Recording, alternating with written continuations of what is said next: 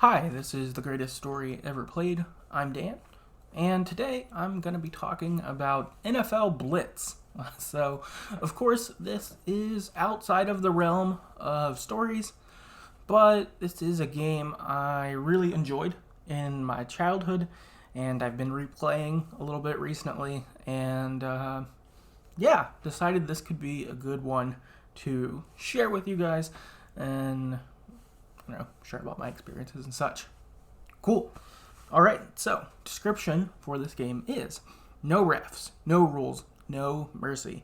NFL Blitz is the NFL at its finest, featuring easy-to-run plays and unparalleled action, all in breakneck speed, with no penalties, no substitutions, and nowhere to hide. NFL Blitz is more than a game.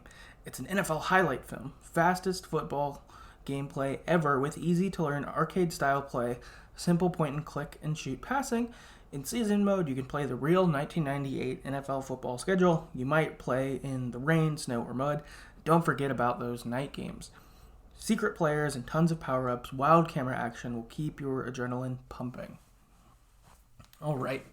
And production for this is developed by Midway Games, who are known for developing Mortal Kombat and NBA Jam, which is a similar kind of over-the-top sports game, which is fun. So, with all of this in mind, I would say that description is spot on. And other setup, I guess, that relates to the game, this is 7-on-7 football. So you have 3 blockers, 3 people who you can throw to, and your quarterback. That's what it is, and more or less how it works. The amount of plays you have, I think there are 20, so it's not, or 18, something like that. So your playbook isn't very big. So you run kind of the same couple plays a lot, and you kind of get good at figuring out, okay, this is what this person will probably be open, and all of that. And it's 2-minute quarters. So again, the game just is hyperspeed. It goes fast. It's simplified. It really takes football at its core and makes it pretty simple, and then goes over the top in the action arena like it described. So there's no penalties. So for instance, you can just hit anyone whenever you want. So right when the quarterback calls hike, you could just tackle everyone immediately and let the chaos from there go. Or the ball is thrown to someone on the way there, you can just knock that person over. After someone catches the ball and is tackled, you can keep jumping on him after that. And you have the announcer yelling things like, "Is that legal?" Like that kind of thing. I feel like it's really like football meets wrestling or something like that with the chaos that goes on. So it's pretty fun and a strange game for a strange time or whatever. So that is more or less a setup for what the game is like. I played a little bit over this last week, and so I figured I'd just share a little bit about my experience playing. So I decided to play 3 games. I started a season mode and played for a little while until I was like, okay, this is good enough. And I played as the Tampa Bay Buccaneers. I did this because this was the team I used in my childhood playing this game back in 1998 or whatever. So that was the team I chose back then. They're one of the better teams in the game, and I think that's probably why I originally chose them back in the day. When you go to choose the teams, you have passing, catching, defense, and something else kind of all rated on there through, like, I don't know, maybe there's 4 bars, and then it's, are they filled up 4 bars, are they filled up 3 or 2 or whatever. And your teams are sort of ranked that way as to how good they are. And Tampa Bay Buccaneers are one of the ones that have the highest rating. I think there's 2 or 3 teams that could be higher, but they're quite good. Also, for that matter, the NFL at the time had 30 teams. This was when the Browns, Cleveland Browns, and the Houston Texans weren't teams. So this is old NFL. Also, Tennessee had just moved from Houston to Tennessee, so they're the Oilers. So some of the logos are the old ones, all of that stuff, so that's kind of fun. And also, when it comes to team and player ranking, they have the little bars I described for each team describing like what they're passing and catching and all of that is. But I'm not sure how real it is or isn't. I'm not sure.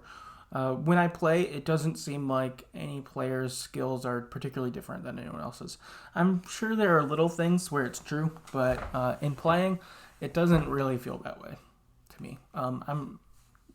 You can't particularly tell one player is better than another. Like in sports games now, if you have a really good player up against a really bad one, you can tell how much better the good player is.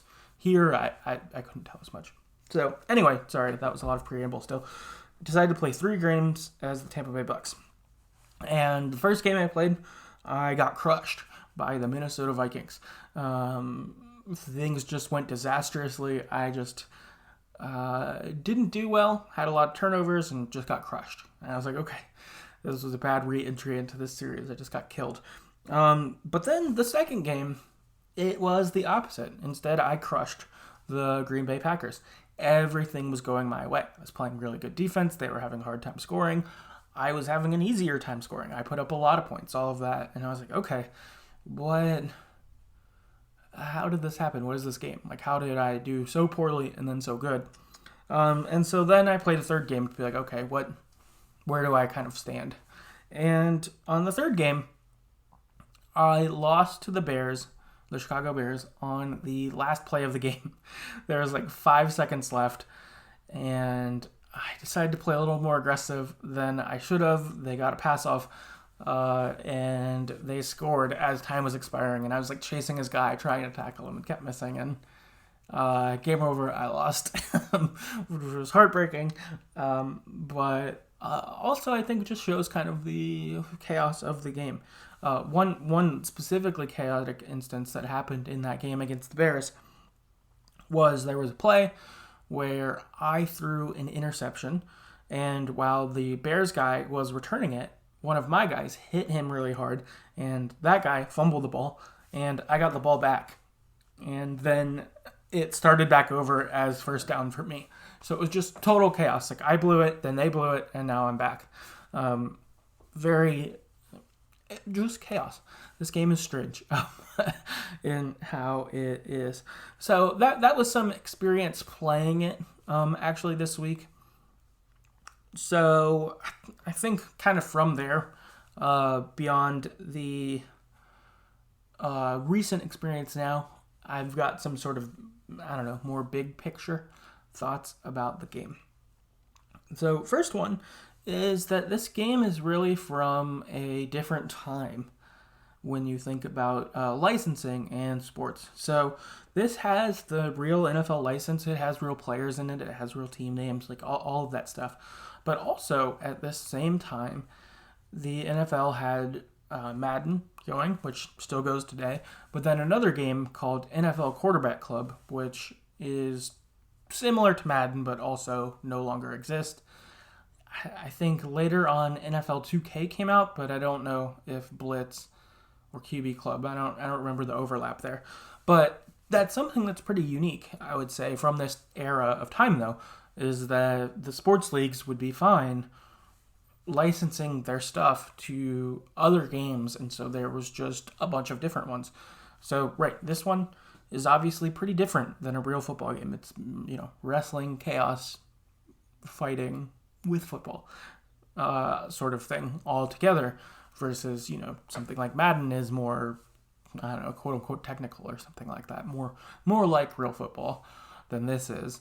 And they could all just kind of coexist and people could enjoy different ones, which I think is kind of cool as a, thing that exists. I think it's probably better for sports games because you could try new things and probably compelled to make your game better. Versus now, where Madden is the only football game, well, they don't have to compete against anyone else. They compete against themselves, I guess, in that, we want to retain people and keep being profitable, but we're also the only place you can get this. So I think that there was something that was kind of good about back then. I was reading, too, that over time, the NFL clamped down on NFL Blitz, wanting it to not be as violent and crazy because they didn't want it to reflect poorly on the NFL. So I think as NFL Blitz games went on, they got more tame. I think this first one is the most chaotic one. I guess another thing for experience for this game is, so I think it was originally an arcade game, and I have played it as an arcade game both in my childhood and as an adult. In fact, I don't know, a year and a half ago, before COVID, Jordan and I were at a barcade that we did a Patreon episode on, and we played NFL Blitz, and it was fun playing it in our arcade. I also have this game on N64. I had it as a child. That's where I mostly played it, and I played it most recently on N64 as well. So it's across a few different ways of playing it, and I think they're all fun in their own ways. I like it as an N64 game, and I like it as an arcade game. It's fun either way. So there's that. Next final thought is, this might be the most frustrating game I've ever played. Because it doesn't feel like there's a lot of rhyme or reason to what happens, and I'm not sure if anyone could truly be good at it. I'm not sure. Based on my couple times playing over this week, I couldn't really tell what I could do to be better at the game. It just feels like it had kind of drama as it needed to. So if I were doing really well, there would be times at the end of the game where the other team just played better than they played all game. And it seems like it was just artificially put there to kind of create drama. That's the vibe I have. And not that their players were better or they happened to do well in that time. Or for my team either. Like it just was sort of strange. I think with that, really, I feel like how the game feels to me is whoever fucks up less will win. So, like, if you don't have any turnovers, you probably have a better chance of winning. Or if you always score, you'll probably win. That kind of thing. The other thing, it seems like, with that, where strategy could theoretically apply, is if you can score or let them score with the proper amounts of time. So, like, if you get the last word, sort of thing. Like, if you're just both always scoring, if you make it so that you have enough time to score one last time before the halftime or whatever, that might be what can get you to win. So it's sort of strange. It's definitely pretty frustrating. And when I was playing this week, I got kind of mad, but not that mad. But it did make me recall getting frustrated, getting so angry and raging out when I was a kid to this game. Which I imagine, as anyone who's listened to the podcast for a long time, I probably don't seem like someone who gets mad very often. And that's accurate. I don't. I tend to be pretty chill. But in childhood, I remember raging to this game majorly. You know, like just yelling and cussing at my TV a whole bunch. I remember like getting pissed and like ripping the N64 cartridge out of the N64, like throwing it at the wall, like crazy shit. Which, as a side point, they don't make games like they used to. I remember throwing my NFL Blitz copy at the wall more than once when I would rage out, and it never broke, and it still works. I actually played on that cartridge this week when I was playing, which is pretty remarkable. How does something last so long? Ridiculous. So, but yeah, I remember raging a lot to it, and I don't know. As an adult, I could feel those creeping, but I was like, no, it's fine. But it's pretty funny that this game could have that sort of power. I think a thing of why I like this game, so I just talked about how it's frustrating and things like that. I think the thing that really is meaningful to me about this game is that this is the game that got me interested in football in the first place. It got me to know who some of the players were. It got me to know who some of the teams were. And, I think was a helpful gateway to starting to watch the real thing, to getting Madden, which, increased, knowledge and understanding of how football works. These are the players. This is the teams. This is kind of plays you run. This is who's good. All of that stuff. And I think that this was the gateway into enjoying football, which now is a huge pastime and interest. I'm hyper involved, I would say, with NFL football. I've played fantasy football for, 15 years or more at this point, and have watched for around that time, maybe a little slightly longer. But because I think I've been playing fantasy football since 7th or 8th grade, and I've had a league of my own since like 9th or 10th grade. And some of those people are still in the league I do now. It's really impacted interest that I have, and people I hang out with and am friends with and things that I've done. And I'm really glad that NFL Blitz was a gateway into that, of enjoying those things and all of that. So I think that that's a thing that holds pretty valuable, is this was the thing that got me into something I like. And I think with that is super accessible, right? I don't think that as a middle schooler or an elementary school student, I guess probably actually, that playing Madden, something that's a little more complicated, would have been a good gateway. I think I would have got bored. But because the NFL Blitz is just chaos embodied with football things related to it, I think that was a good gateway in of, oh, cool, this is fun. It's simple, to do and understand, and all of that. And from your playbook also, there aren't any running plays, so it's just only passing. So it's like, okay, this one, everyone goes left. This one, they all go deep, or whatever, and obviously other varieties of that. And I think that just there was enough football that it could get introduced into football as a gateway, which was good. And I think for that, I remember it pretty fondly, despite all the frustrations and all of those issues.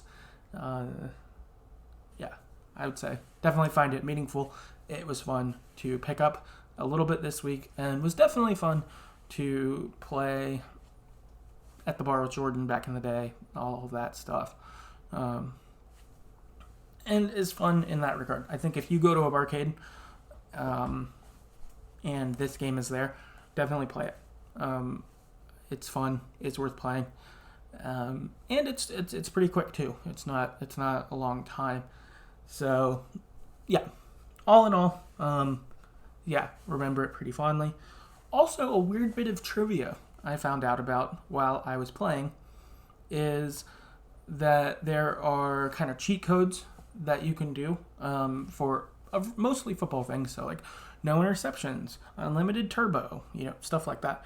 But two interesting things I learned is that you can unlock Demon and Raiden from Mortal Kombat as playable characters.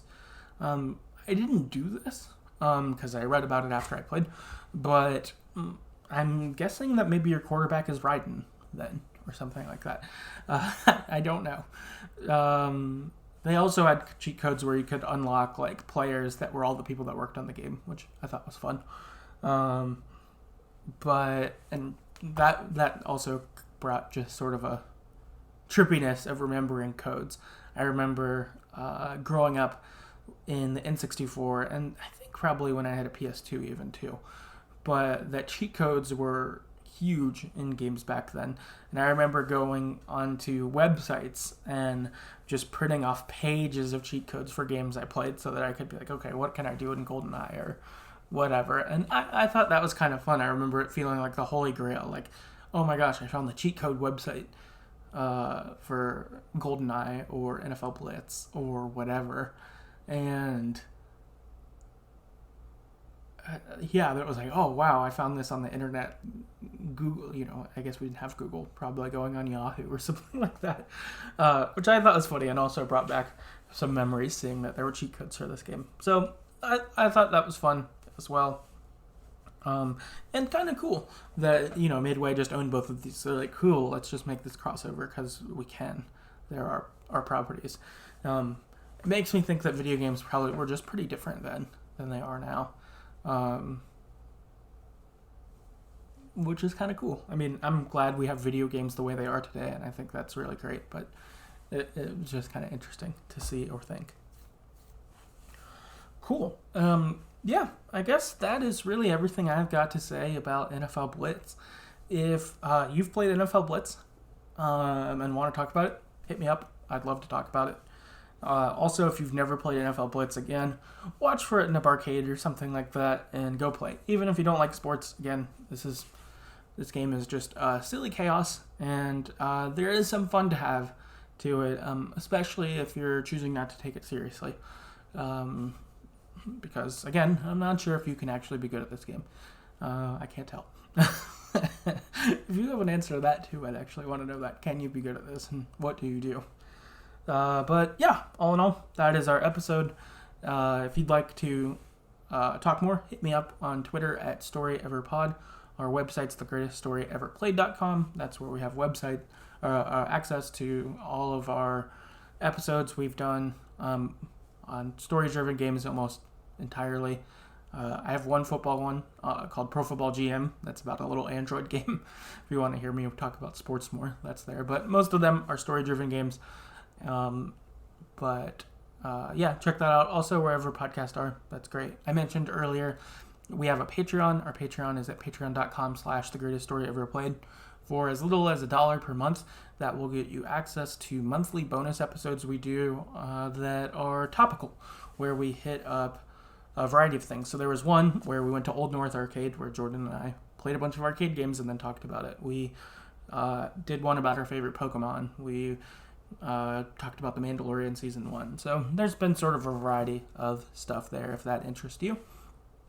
If you'd like to rate and review us wherever you get podcasts, that would be really helpful, just getting the show in front of more people and being able to share in and enjoy games. That'd be awesome. And yeah, that's what I've got, and I'll see you next time.